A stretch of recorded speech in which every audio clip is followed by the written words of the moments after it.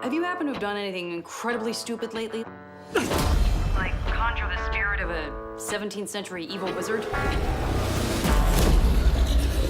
It's back. So for you as a producer on Stand Against Evil, how are you able to have a say with Stan, the character, in the development of that? Well, the first thing that I insisted on was because we shoot 8 episodes in 4 weeks and 4 days, which is preposterous, is giving the actors as much of those texts as possible weeks out so they can rehearse it like a play, because we do jump around.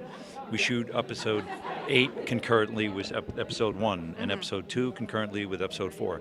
And you have to be able to jump in and out of those with total awareness of what that arc is.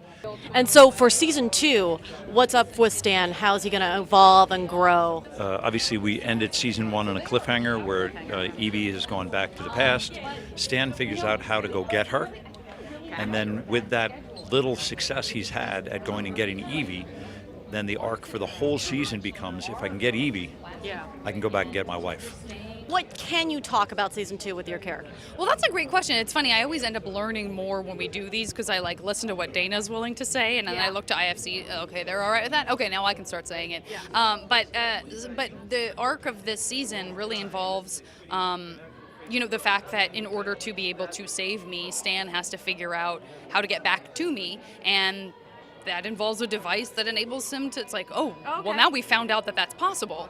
So what else? What else would you do? I mean, this is a man who lost his wife. So is a temptation there? Probably. Yeah. How does that, how do those intentions, all of that. I'm such a nerd for time travel stuff. And I like that our show is it has its own rules, but it's also not serious. So you don't really have to, whenever I see a movie that takes time travel super seriously, I am totally one of those people. It's like, but wait a minute, back up, because scientifically speaking. We got to remember, in the first 2 minutes of the pilot, we find out that Stan, who's been a sheriff for 27 years and has been married for 28, both those things were taken away from him. Yeah, immediately. His wife is dead, and he's just been fired. Action. Action and go, yeah. And so that's great, because writers, as we saw on Scrubs and we see on this, can write damaged characters. Yeah, and damaged characters are more relatable and impactful. Because we're damaged. Yeah. We people are damaged. Yeah. So when you make Dr. Cox a borderline alcoholic who hates himself, but he's a great surgeon, who's been divorced 3 times and now lives with his ex-wife, writers can write that guy. Yeah. There isn't a whole lot of process for me with this character, and weirdly, as much as I don't feel like we're similar, Dana wrote the role for me because he sort of saw something in me that he wanted to kind of pull out, I guess.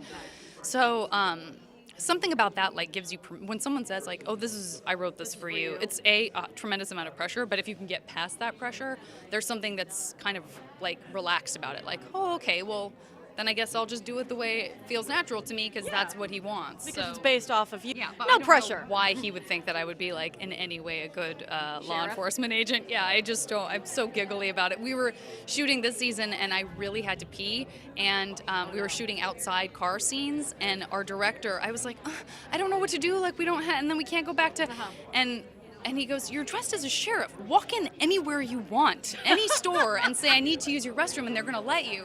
And I was like, but I'm not really a sheriff. And so my director walked me in to a drugstore, holding me by the hand, this girl in the sheriff's outfit, and was like, can she please use your restroom? I'm sure they were like, what is going on? What is happening? She's in a sheriff. She doesn't feel comfortable. Yeah, it was a bit strange.